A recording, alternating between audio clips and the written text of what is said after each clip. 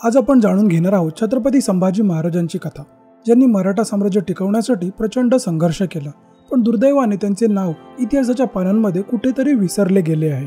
छत्रपती शिवाजी महाराजांच्या मृत्यूनंतर छत्रपती संभाजी महाराज गादीवर आले, तेव्हा परिस्थिती अत्यंत कठीण होती।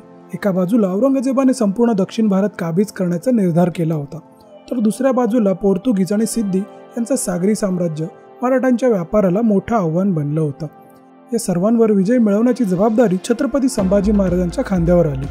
छत्रपती संभाजी महाराज हे युद्ध कौशल्यात प्रवीण होते। त्यांनी आपल्या नेतृत्वाखाली जवळपास 120 युद्धे लढली आणि त्यातली बहुतेक जिंकली। त्यांच्या काळात मराठ्यांचे सैन्य फक्त उत्तम प्रशिक्षितच नाही, तर प्रचंड प्रेरित सुद्धा होते। जेव्हा पोर्तुगीजांनी मराठ्यांच्या व्यापाराला त्रास देणं सुरू केलं, तेव्हा संभाजी महाराजांनी त्यांच्यावर जोरदार हल्ला चढवला आणि त्यांना मागे हटायला भाग पाडलं। हा पराक्रम मराठ्यांच्या सागरी सामर्थ्याचा उत्तम नमुना आहे। छत्रपती संभाजी महाराज फक्त योद्धेच नव्हते, पण ते खऱ्या अर्थाने सर्व धर्म समभाव मानणारे शासक होते। त्या काळात औरंगजेबाने हिंदूंवर जिझिया कर लादला होता आणि धर्मांतराच्या मोहिमा सुरू होत्या, पण छत्रपती संभाजी महाराजांनी धर्मांतराच्या विरोधात कणखर भूमिका घेतली।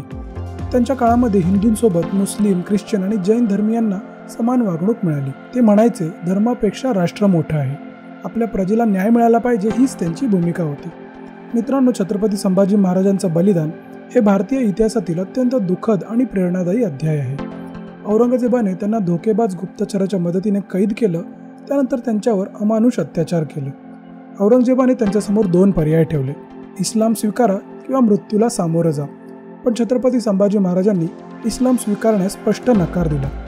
त्यामुळे औरंगजेबने त्यांना अत्यंत क्रूर पद्धतीने मारलं, पण मरताना सुद्धा त्यांनी हर हर महादेवचा जयघोष केला।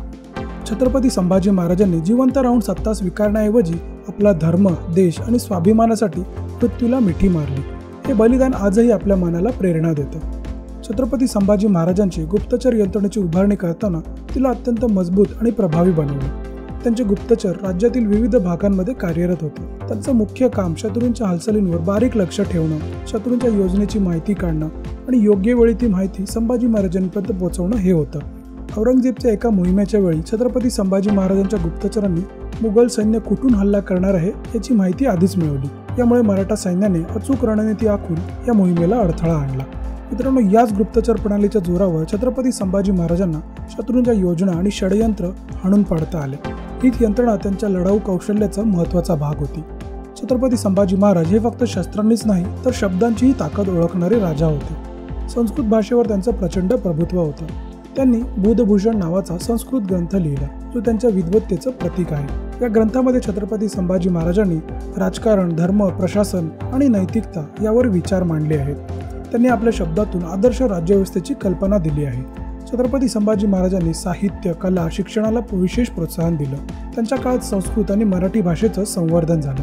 आजच्या पिढीला छत्रपती संभाजी महाराजांकडून फक्त लढण्याची प्रेरणा नाही, तर ज्ञानाचं महत्त्वही शिकता येतं। मित्रांनो, इतकं मोठं कार्य करून सुद्धा संभाजी महाराजांना इतिहासामध्ये योग्य स्थान का मिळालं नाही, याचं उत्तर राजकीय खेळी, अफवा आणि चुकीच्या माहितींमध्ये आहे। ब्रिटिश आणि मुघल इतिहासकारांनी संभाजी महाराजांना बदनाम करण्यासाठी अनेक कथा रचल्या। त्यांना दुराचारी राजा म्हणून दाखवलं गेलं। खरं तर त्यांच्या नेतृत्वामुळेच मराठा साम्राज्य टिकून राहिलं। भारतीय स्वातंत्र्यानंतर सुद्धा संभाजी महाराजांना इतिहासामध्ये योग्य ती ओळख दिली गेली नाही। त्यांच्या कार्यावर अनेकदा पडदा टाकला गेला। पण मित्रांनो, इतिहास कितीही लपवला तरी तो सत्याच्या प्रकाशात बाहेर येतोच, आणि तो क्षण आला आहे। छत्रपती संभाजी महाराज यांच्या जीवनावर आधारित चित्रपटांची जशी रांगच लागली आहे, असंच येणाऱ्या काळात त्यांच्या पराक्रमाची ओळख जगभर पोहोचणार आहे। संभाजी महाराजांची कथा ही फक्त इतिहास नाही, तर तो प्रेरणेचा स्रोत आहे।